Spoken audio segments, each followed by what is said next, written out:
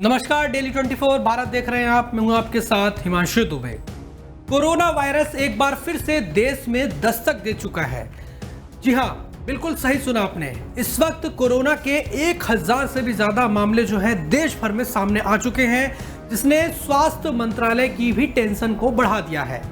आपको बता दें कि इस पूरे घटनाक्रम के बाद स्वास्थ्य मंत्रालय से लेकर राज्य सरकारों तक की नजर अब इस पूरे घटना पर बनी हुई है। सोमवार को भी स्वास्थ्य मंत्रालय की तरफ से जारी किए गए ताजा आंकड़ों के मुताबिक कोरोना के सक्रिय मामलों की संख्या 1009 तक पहुंच गई है, जिसमें से 752 मामलों की पुष्टि हाल ही में हुई है। बीते 2 हफ्तों से यह आंकड़ा 257 बताया गया था, लेकिन सोमवार को आए ताजा आंकड़ों में केस में जबरदस्त बढ़ोतरी देखने को मिली है। वहीं इस पूरे कोरोना में अब तक आपको यह भी जानकारी दे दें कि 7 लोगों की मौत की भी पुष्टि हो चुकी है। यानी कि जहां 1000 से ज्यादा मामले कोरोना के सामने आ गए हैं, तो वहीं 7 लोगों ने कोरोना के चलते अपनी जान भी गंवा दी है। स्वास्थ्य मंत्रालय की तरफ से ये बड़ी जानकारी दी गई है। वहीं आपको बता देते हैं कि अब किस राज्य में कितने कोरोना के केसेस हैं, और आपको यह भी बताएंगे कि ये जो कोरोना का नया वेरिएंट है ये कितना खतरनाक है, क्या इसमें सावधानी रखनी है। सारी जो आपको जानकारी है वो हम आपको इस रिपोर्ट में देंगे। पहले आपको बताते हैं कि किस राज्य में कोरोना के कितने केसेस जो है वो निकल कर सामने आए हैं। तो सबसे पहले बात कर लेते हैं महाराष्ट्र की, जहां पर 4 कोरोना के मरीज आए हैं। वहीं केरल में 2, कर्नाटक में 1 व्यक्ति की इस पूरी घटना में मौत हो गई। यानी कि जो हमने 7 आंकड़े बताए उसमें से महाराष्ट्र में केवल जो महज 4 मौतें जो हुई है वो महाराष्ट्र में हो गई, बल्कि उसके अलावा केरल में 2 और कर्नाटक में 1 व्यक्ति की जान गई है।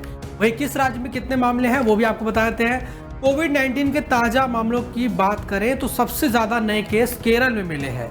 यहां सबसे ज्यादा 430 सक्रिय मामले दर्ज किए गए हैं। वहीं महाराष्ट्र में 209, दिल्ली में 104, गुजरात में 83, तमिलनाडु में 69, वहीं कर्नाटक में 47 सक्रिय मामले हैं। वहीं बात करें उत्तर प्रदेश की तो उत्तर प्रदेश में 15, राजस्थान में 13, पश्चिम बंगाल में 12, पौंडीचेरी में 9, हरियाणा में 9, आंध्र प्रदेश में 4, मध्य प्रदेश में 2, छत्तीसगढ़ में 1, गोवा में 1, तेलंगाना में 1 सक्रिय मामला जो है वो अभी तक मिल चुका है। वहीं भारत में कुल एक्टिव केस जो है 1009 हो गए हैं। वहीं कुछ राज्यों जैसे कि अंडमान और निकोबार, अरुणाचल प्रदेश, असम, बिहार, हिमाचल प्रदेश, जम्मू कश्मीर, फिलहाल इन राज्यों में अभी तक कोरोना का कोई भी सक्रिय जो मरीज है, मामला जो है फिलहाल वो अभी दर्ज नहीं हुआ है, जो कि एक अच्छी और राहत वाली खबर है।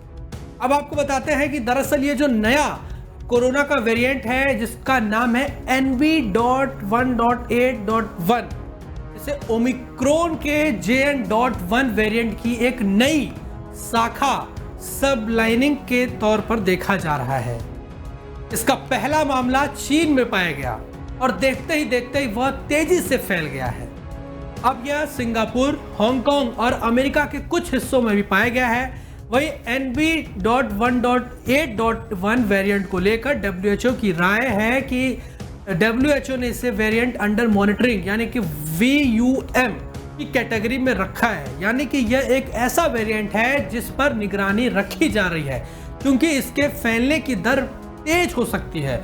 WHO के अनुसार यह वेरिएंट XDV.1.5.1 से निकला है और इसकी पहली पुष्टि 22 जनवरी 2025 को हुई थी। अब आपको बताते हैं कि यह कोरोना जो नया वेरिएंट आया है ये कितना खतरनाक है। WHO के मुताबिक अभी तक के आंकड़ों से तो ऐसा नहीं लगता कि NV.1.8.1 पहले के वेरिएंट की तुलना में ज्यादा गंभीर बीमारी फैला रहा है। हालांकि इसकी संक्रमण फैलाने की क्षमता ज्यादा मानी जा रही है, यानी यह तेजी से लोगों को संक्रमित कर सकता है, लेकिन ज्यादातर मामलों में लक्षण हल्के ही हैं। और इससे कैसे बचा जाए, तो जो डॉक्टरों की तरफ से कहा गया है वो ये है कि सावधानी ही इसका असली हथियार है, और इसके लिए कोविड टीकाकरण, बूस्टर डोज समय पर लेना है। साथ ही भीड़ भाड़ वाली जगहों पर मास्क जरूर पहनना है, हाथों की स्वच्छता का भी ध्यान रखें और लक्षण महसूस होने पर तुरंत टेस्ट कराएं और स्वास्थ्य विभाग की गाइडलाइन का भी पालन करें। वही NV.1.8.1 वेरिएंट एक बार फिर हमें यह याद दिला रहा है कि महामारी भले ही धीमी पड़ी हो, मगर यह पूर्ण रूप से खत्म नहीं हुई है। इसीलिए सावधानी, सतर्कता और सही जानकारी ही हमें और हमारे परिवार को सुरक्षित रख सकती है। वहीं स्वास्थ्य मंत्रालय ने भी इस पूरे हालात पर जो है नजर बनाई हुई है। स्वास्थ्य मंत्रालय के आधिकारिक सूत्रों से मिली जानकारी के मुताबिक हाल में राष्ट्रीय रोग नियंत्रण केंद्र एनसीडीसी आपातकालीन चिकित्सा राहत यानी कि ईएमआर प्रभाग, आपदा प्रबंधन प्रकोष्ठ और भारतीय चिकित्सा अनुसंधान परिषद यानी कि आईसीएमआर और केंद्रीय सरकारी अस्पतालों के विशेषज्ञों की एक समीक्षा बैठक स्वास्थ्य सेवा महानिदेशक की अध्यक्षता में आयोजित की गई थी, जिसमें इस पूरे नए वेरिएंट को लेकर और इस पूरे बीमारी को लेकर चर्चा भी की गई है। वहीं आपको बता दें कि राजधानी दिल्ली में भी कोरोना के मामले लगातार तेजी से बढ़ रहे हैं और राजधानी दिल्ली की बात करें तो दिल्ली में भी कोरोना के मामले तेजी से पांव पसारते हुए नजर आ रहे हैं। दिल्ली में अब कोरोना के सक्रिय मामलों की संख्या 104 हो गई है। हाल में दिल्ली के स्वास्थ्य मंत्री डॉक्टर पंकज सिंह ने एक वीडियो जारी करके लोगों से पैनिक न करने की अपील की थी और उन्होंने ये भी कहा था कि मुझे नहीं लगता कि किसी को भी पैनिक होने की जरूरत है। हमारे सभी हॉस्पिटल हर स्थिति के लिए तैयार हैं। अस्पतालों में ऑक्सीजन से लेकर हर एक चीज की पूरी व्यवस्था है। अगर कोई भी स्थिति आए तो हम पूर्ण रूप से तैयार हैं। इसके साथ ही कोरोना को लेकर दिल्ली में एडवाइस भी जारी कर दी गई है। यानी कि कुल मिलाकर कोरोना ने अपना पैर पसारना शुरू कर दिया है, तो इसीलिए एहतियातन के तौर पर सावधानी ही कहीं ना कहीं इससे बचने का एकमात्र सबसे बड़ा हथियार है। और ऐसे में जो भी गाइडलाइन स्वास्थ्य मंत्रालय के द्वारा जारी की जाए उसका पालन भी करें और साथ ही साथ जो भी स्वास्थ्य मंत्रालय की तरफ से जो भी दिशा निर्देश दिए जाएं उन तमाम दिशा निर्देशों को भी फॉलो करें। फिलहाल इस खबर के लिए अभी के लिए इतना ही। बाकी देश और दुनिया की तमाम बड़ी खबरों को देखने के लिए आप देखते रहिए डेली 24 भारत। नमस्कार।